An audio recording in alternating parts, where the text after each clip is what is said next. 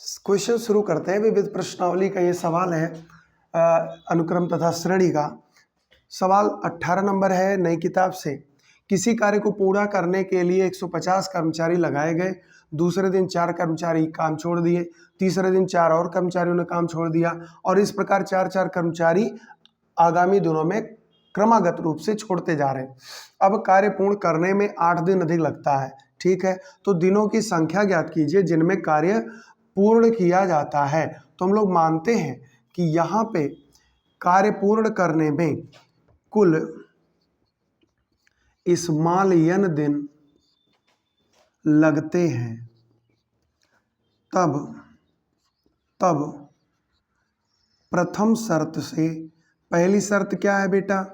पहली शर्त इसमें जो कह रहा है वो ये है कि 150 कर्मचारी लग रहे हैं, कुल दिन n। तो काम कंप्लीट जब कराया जा रहा है, 4-4 लोग छोड़ दे रहे हैं, तो n माइनस यहाँ पे आपको 8 दिन ज़्यादा लग रहा है। तो जब सारे कर्मचारी काम करेंगे तो ऐसी स्थिति में कितने लगेंगे? प्रथम शर्त से कुल कर्मचारी कितने लगेंगे भाई? 150 कर्मचारी हैं, पहले n दिन हमने माना है, लेकिन जब 150 पूरे काम करेंगे तो 8 दिन कम समय लगेगा। जो 8 अधिक बता रहा है वो कम हो जाएगा जब हमारे सारे लोग काम करेंगे। द्वितीय शर्त से अगर आप देखें सवाल को, द्वितीय शर्त से अगर आप देखें तो द्वितीय शर्त में कितने मजदूर लगेंगे वो हम लोग आते हैं अनुक्रम तथा श्रेणी के कॉन्सेप्ट पे। तो अनुक्रम तथा श्रेणी का जो कॉन्सेप्ट है वो ये कहता है कि 100 यहाँ पे 100 पहले दिन 150 लोग काम कर रहे हैं, फिर 4 लोग चले गए तो कितने हो गए? 146, फिर 4 लोग चले गए 142, फिर 4 लोग चले गए 138, है ना। ऐसे ऐसे कर्मचारी लगाए जा रहे हैं और कुल कितने दिनों तक? n दिनों तक। तो एक अगर हमें कर्मचारियों की संख्या बतानी हो तो द्वितीय शर्त से कुल काम कंप्लीट करने में कर्मचारी कितने लगेंगे वो देखना है। कुल कर्मचारी कितने लगेंगे? तो अगर आप देखें तो यहाँ पे पहले दिन 150 लगे, फिर कितने लगे? 146 लगे, फिर कितने लगे? 142 लगे, फिर कितने लगे? तो ये आपके n तक लगे। कितने तक लगे? n तक। अब इसे अगर आप देखें तो यह एक AP है, अर्थमेटिक प्रोग्रेशन है, जिसमें प्रथम पद है 150, सार्व अंतर इसमें है T2 माइनस T1, बराबर में अगर आप देखें तो -4, और कुल कितने दिन? n आपने मान लिया। तो कुल कर्मचारी बराबर कितने हो जाएंगे?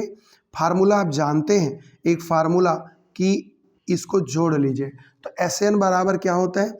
n/2 ब्रैकेट में 2a plus n-1 into d।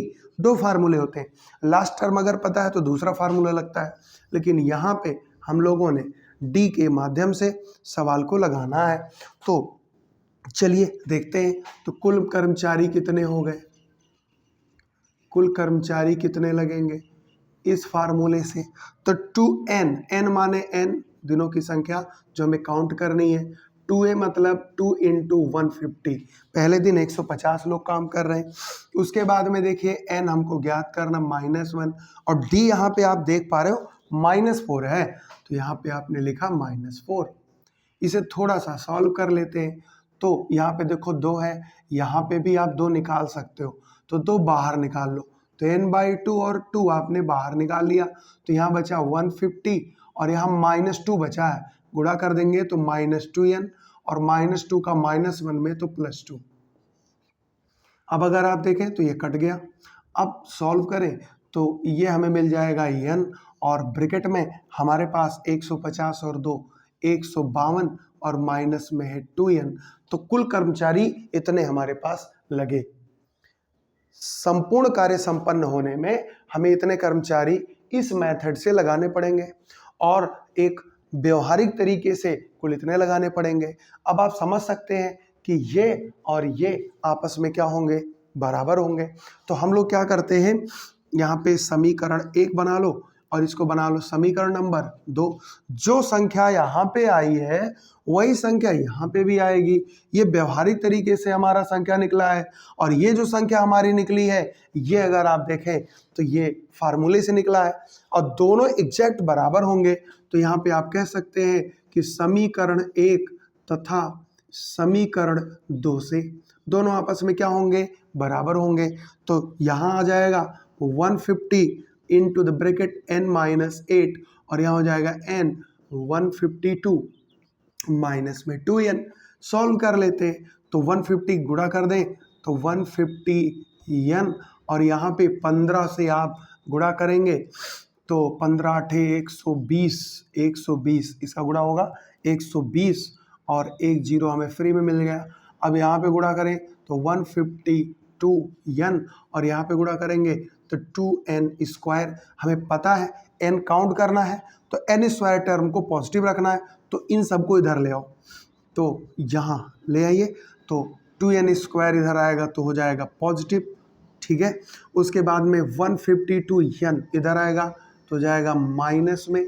और फिर यहाँ इस वाले पक्ष में जो भी है उन्हें नोट कर लीजिए। यहाँ इसको आप प्लस कर सकते हैं 1200, नहीं ये आपका इसी पक्ष में है तो माइनस हो गया और बराबर में क्या हो गया बच्चों, 0 हो गया, है ना। अब इसको थोड़ा सा सॉल्व कर लीजिए तो ये हमारा हो जाएगा 2n स्क्वायर और यहाँ पे इन दोनों को घटा देंगे तो माइनस में आएगा 2n और इसे देखिए तो यहाँ पे कुछ होना नहीं है, यहाँ यही आ जाएगा और बराबर में कितना आ जाएगा बेटा, 0। आप अगर बहुत ध्यान से देख पा रहे होंगे तो 2 हर जगह से निकल रहा है, 2 निकाल लीजिए तो 2 निकालेंगे तो n स्क्वायर माइनस में n हो गया और यहाँ पे आपका बचेगा 2 से भाग दे देंगे 600। अब इस 2 को इधर भेज दो तो ये हमारा हो गया n square minus n minus 600 और इक्वल टू में 0। अब अगर आप इस सवाल को देख पा रहे हो तो ये प्योर आपका क्वाड्रेटिक इक्वेशन दिख रहा है। गुणा करने पर 600 और घटाने पर 1 आए तो अगर आप इसको 600 को तोड़िए 2 भागों में तो एक जोड़ा इसका बनेगा 25 गुणे 24। 25 और 24 अगर आप मल्टीपल करते हैं तो 600 आएगा और 25 में से 24 घटा देंगे तो 1 आएगा। तो यहाँ पे आप इसे तोड़ देंगे n square minus 25n plus में 24n और माइनस में 600 इक्वल टू में 0। यहाँ पे n कॉमन तो n माइनस 25, यहाँ पे आप क्या कॉमन लेंगे, यहाँ पे आप 24 कॉमन ले लेंगे तो n माइनस में 25 बराबर में 0। तो आप देखो तो यहाँ आ जाएगा n माइनस 25, दोनों में कॉमन निकल रहा है, बाहर निकाल लो और यहाँ पे है n प्लस 24, ये हो गया। अब अगर आप देखें तो एक बार आप कहोगे कि n प्लस 24 इक्वल टू में 0, इसको 0 लेंगे तो यहाँ से n की वैल्यू कितनी आएगी, माइनस 24 आएगी और यहाँ से आ नहीं रहा है, यहाँ आ नहीं रहा है तो हम लोग इसको यहाँ सॉल्व कर देते, थोड़ा सा है, चलिए देखते हैं। यहाँ पे आप एक बार इसको 0 मानेंगे तो यहाँ से आप डायरेक्ट भी कर सकते हैं, इतना आप अब एक्सपर्ट हो चुके हैं। तो n की वैल्यू आएगी माइनस, यहाँ पे अगर आप देखें तो इसको अगर पकड़ते हैं तो 25 आएगा, इसे पकड़ते हैं तो माइनस 24 आएगा। और आप जानते हैं कि दिनों की संख्या निगेटिव नहीं आ सकती, तो यहाँ आप कह सकते हैं कि n इक्वल टू माइनस 24 असंभव, इम्पॉसिबल है, ये माइनस में नहीं आ सकता। तो इसलिए n की वैल्यू कितनी आएगी, 25 डेज, दिन। तो कुल दिन कितने लगेंगे, 25 दिन काम चलेगा तब जा करके कंप्लीट होगा। तो मेरे ख्याल से सवाल आपको समझ में आ गया होगा, एकदम सिंपल क्वेश्चन है, बस आपको थोड़ा सा दिमाग लगाना था कि एक हमको वही संख्या निकालना है एक नॉर्मल मेथड से और एक फार्मूले का प्रयोग करके श्रेणी के द्वारा, और दोनों हमें इक्वल रखना है, फिर सॉल्व करना है। क्वाड्रेटिक में गया सवाल और फिर हमने आसानी से इस सवाल को लगा दिया। चलिए इसे नोट कर लीजिए और फिर देखते हैं अगले प्रश्न को। आगे बढ़ते हैं और देखते हैं क्वेश्चन नंबर 15। क्वेश्चन कहता है कि एक व्यक्ति अपने 4 मित्रों को पत्र भेजता है। एक व्यक्ति है जिसके 4 मित्र हैं और उनको वो पत्र भेजता है। वह प्रत्येक को उसकी नकल करके 4 दूसरे व्यक्तियों को भेजने का निर्देश देता है तथा उनसे भी करने को कहता है, ऐसा ही करने कहता है कि प्रत्येक पत्र प्राप्त करने वाला इस श्रृंखला को जारी रखे। मतलब जिस दोस्त को वो पत्र दिया है वो दोस्त भी 4 लोगों को पत्र भेजे, तो 4 लोगों को भेजा तो वो 4 लोग भी 4 लोगों को पत्र भेजने वाले हैं। यह कल्पना करके कि श्रृंखला ना टूटे तो 8वें पत्रों के समूह भेजे जाने तक कितना डाक खर्च होगा, जबकि एक पत्र का डाक खर्च 50 पैसे है। तो यहाँ पे पत्र भेजने का कार्यक्रम हो रहा है। आपको भी पता है कि पत्र भेजने का अब चलन लगभग समाप्त है, जैसे जीमेल, व्हाट्सएप और फेसबुक ये सारे प्लेटफॉर्म आ गए हैं। तो अब पत्र का तो बहुत व्यवहारिकता रह नहीं गया, लेकिन कुछ अभी भी सरकारी कामों में चलता है। तो पत्र मान लीजिए भेजा जाना है तो आप एक और सुनते होंगे नेटवर्क मार्केटिंग। तो नेटवर्क मार्केटिंग में भी यही होता है कि एक बॉस रहेगा, उसके नीचे 4 लोग रहेंगे, फिर वो कहेगा, टारगेट देगा कि 4 लोगों को जोड़िए और नेटवर्क बनाइए, और जब नेटवर्क बन जाएगा तो आपको प्रति नेटवर्क में आपको इतना पैसा मिलेगा, ये मिलेगा, नेटवर्क मार्केटिंग जिसको आप कहते हैं। तो यहाँ पे भी कुछ इसी तरह से है। यहाँ पैसा मिलना नहीं है, पैसा जाना है, जितना डाक खर्च लगेगा वो देना होगा। तो मैं एक डायग्राम से समझाता हूँ। मान लीजिए पहला ये व्यक्ति है, इसने लेटर लिखा 4 लोगों को, 1 2 3 4 लोगों को लेटर लिखता है। अब ये चारों क्या करेंगे, ये भी 4 लोगों को लेटर लिखेंगे, 4 लोगों को लेटर लिखेंगे, ये 4 लोगों को पत्र भेज दिया, यहाँ पे भी। अब देखो, अब ये 4, ये भी 4 4 4 4 4 4 ऐसे 4, समझ गए बात, ऐसे 4। इस तरह से आप चाहें तो डायग्राम बना सकते हैं, जबकि यहाँ कोई ज़रूरत नहीं है, क्वेश्चन का डिमांड ये नहीं है कि आप इसमें चित्र बनाएं। तो ऐसे 4 4 4 4, फिर वो 4 4 ऐसे जाएगा। तो हम लोगों को ये सब बनाने की बहुत खास ज़रूरत नहीं है, बस समझाने के लिए आपको बता रहे हैं। तो यहाँ अगर आप देखें कि उपरोक्त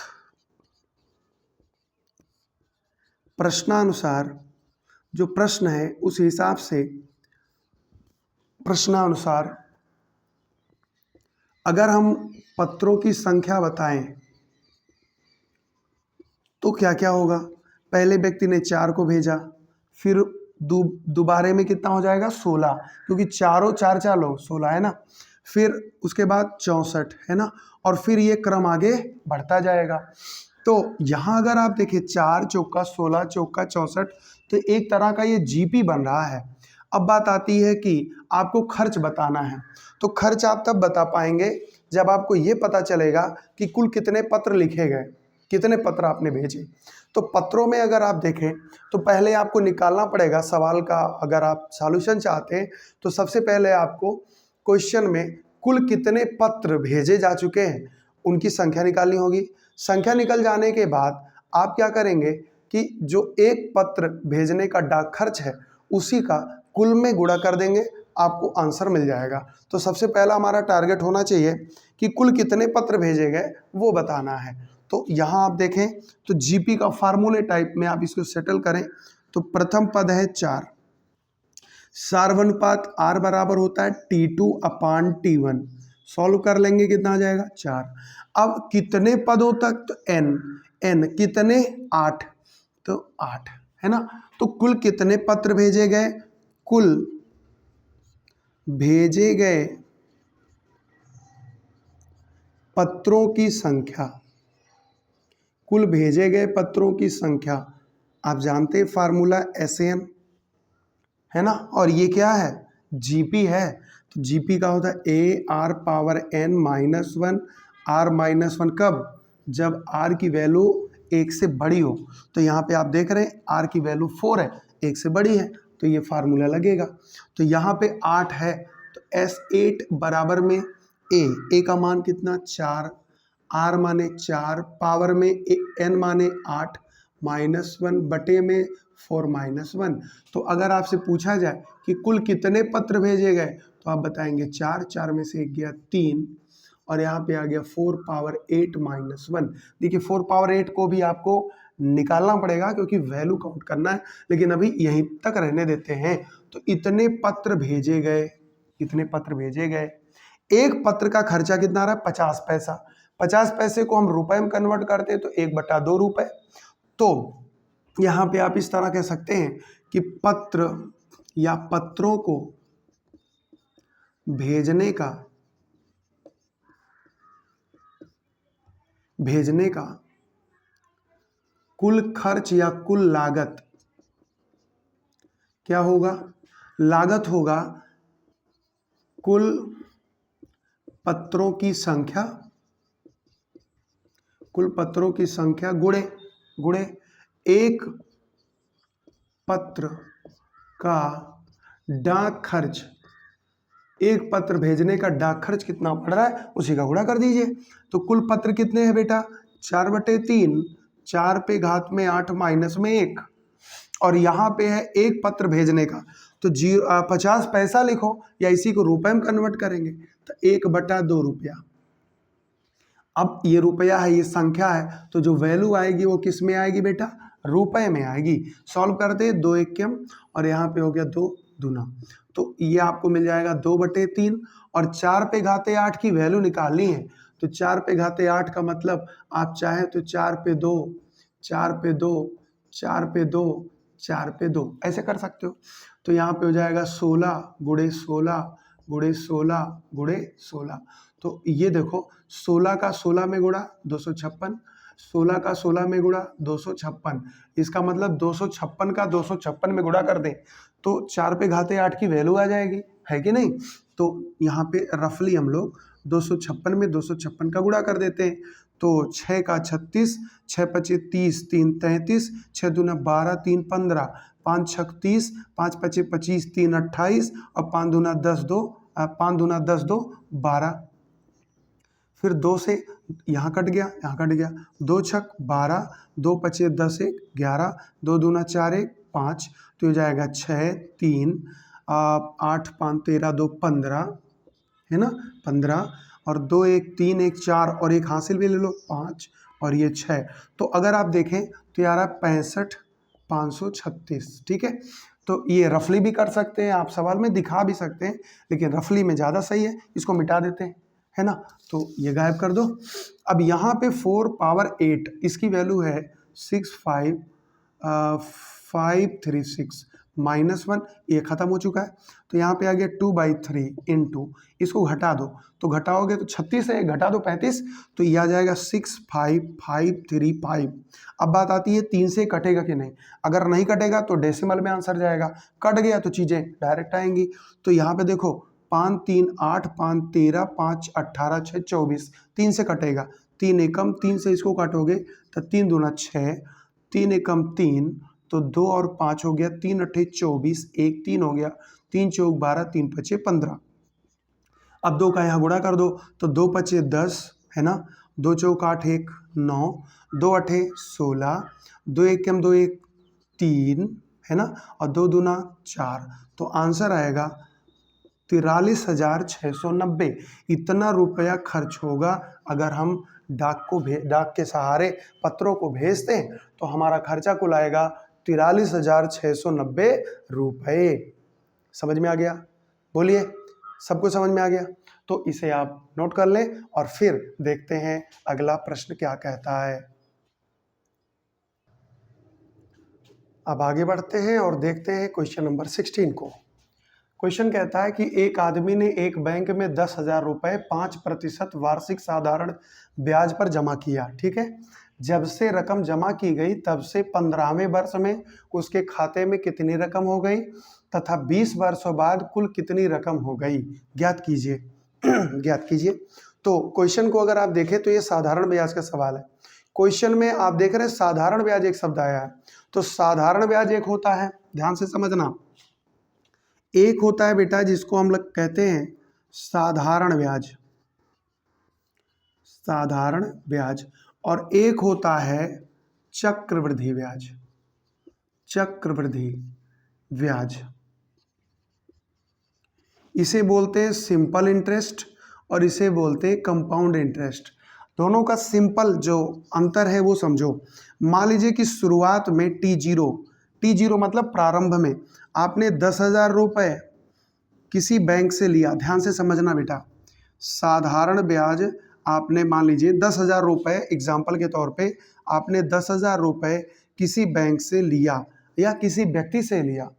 अब अगर आप 10,000 रुपये लिए तो साधारण ब्याज के हिसाब से 1 वर्ष के बाद, ये मान लीजिए हमने T0 किया, ठीक है, 10,000 हमने शुरुआत में ले लिया और मान लेते हैं कि 10% के दर पे, ये तो 5% पे है, ये तो सवाल अभी हम लोग निपटा देंगे, पहले इसको देखते हैं।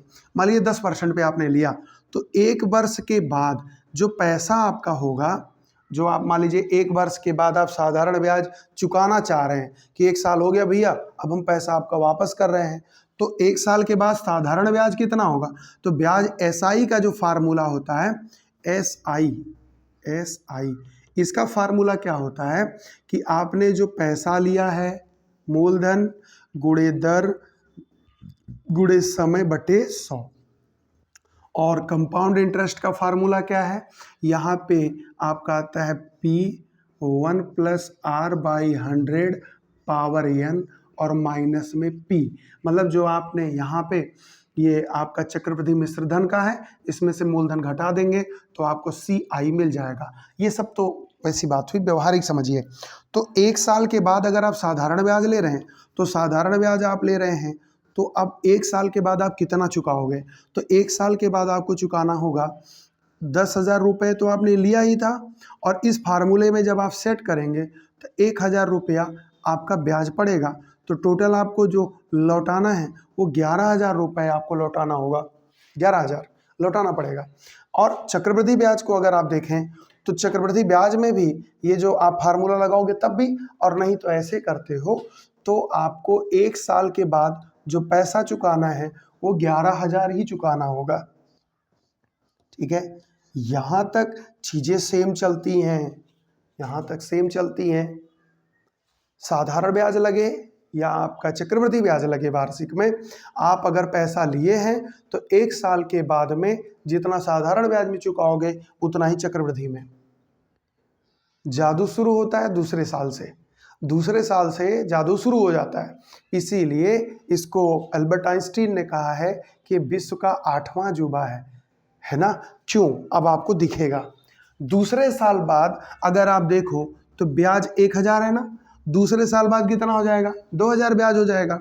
तो दूसरे साल बाद अगर आप पैसा चुकाते तो 10,000 तो आपका ये फिट है, इसमें आपको 2,000 ब्याज देना है। 10% के हिसाब से इस फार्मूले में अगर आप 2 लगाएंगे समय तो 2, तो ये आपका हो जाएगा 12,000। आपको 12,000 चुकाना पड़ेगा। लेकिन अगर आप चक्रवृद्धि में आते हैं 2 साल के बाद तो यहाँ मामला अलग है। यहाँ मामला कैसा है? मामला ये है कि यहाँ पे जो ब्याज लगता है वो आपके मूलधन पे लगता है। 10,000 रुपया है तो 10,000 पे ही लगेगा। यहाँ पे जो आपका ब्याज मूलधन जो ब्याज लगता है वो लगता है, जो आप मूलधन रहता है प्लस जो ब्याज होता है वो 1 साल के बाद मिल करके मूलधन हो जाएगा। अब आपका ब्याज यहाँ पे लगेगा बेटा 11,000 पे। ध्यान से समझना, यहाँ पे किस पे लग रहा था? यहाँ पे लग रहा था आपका 10,000 पे, और यहाँ पे ब्याज किस पे लग रहा है? 11,000 पे। अब 11,000 पे आप साधारण ब्याज भी लगाते तो 11,000 आपका ये हो गया, गुणे में आपका हो गया दर 10 और फिर 1 और बटे में 100। तो आप अगर देखें तो ये कट गया 110, तो इसमें आप 110 जोड़ देंगे तो आपका पैसा कितना? 11,110 रुपये।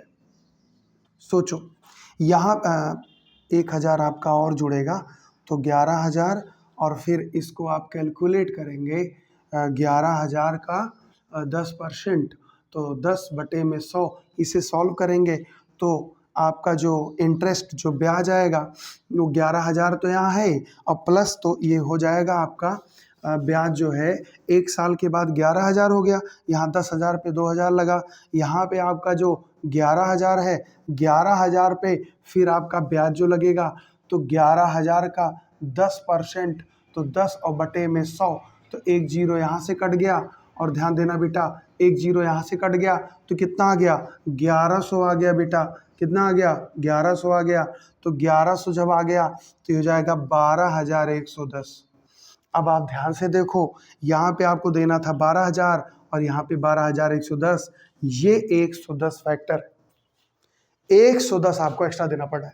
अब ऐसे ही आप 2 साल 4 साल 10 साल आप देखते हैं बैंक से लोन लेते हैं, बैंक से लोन लेने के बाद में अगर आप समय पे नहीं चुका पाते हैं तो चक्रवृद्धि ब्याज जोड़ते हैं और धीरे धीरे 10 साल में जो मूलधन है उसको भूल जाओ, आपका चक्रवृद्धि ब्याज ही इतना ज़्यादा हो जाएगा कि मूलधन के आगे वो बहुत ज़्यादा लगने लगेगा। और इसीलिए बैंक वाले जो है यही ब्याज लगाते हैं। इस समय आप देख भी रहे हैं EMI पे आप चाहे जो ले लो सब आपको मिल जा रहा है।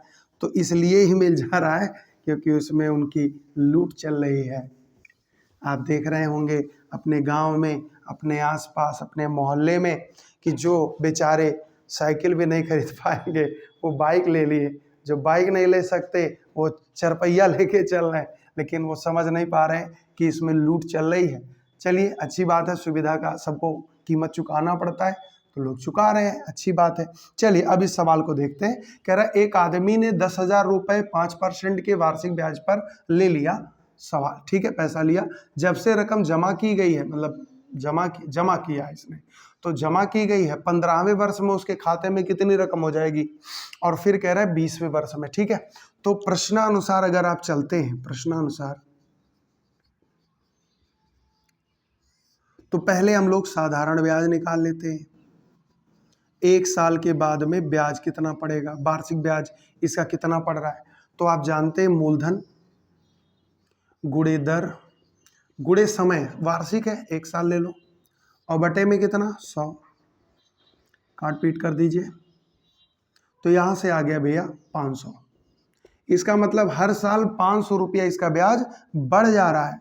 तो यहाँ पे अगर आप देखें तो क्या चल रहा है, पहले साल 10,000 रुपये है, बढ़िया, दूसरे साल कितना हो जाएगा 10,500, 500 ब्याज आ गया, फिर अगले साल 500 और ब्याज जोड़ लो क्योंकि साधारण ब्याज चल रहा है। अभी हमने बताया CI और SI में डिफरेंस बताया।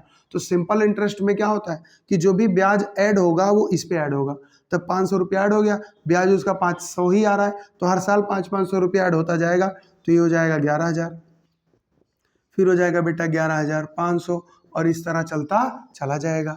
अब अगर आप इसको ध्यान से देखें तो T2 minus T1, T3 minus T2, तो एक तरह से ये समांतर श्रेणी दिख रहा है। तो A बराबर हो जाएगा बेटा 10,000 और D सार्वंतर D कितना हो जाएगा 500।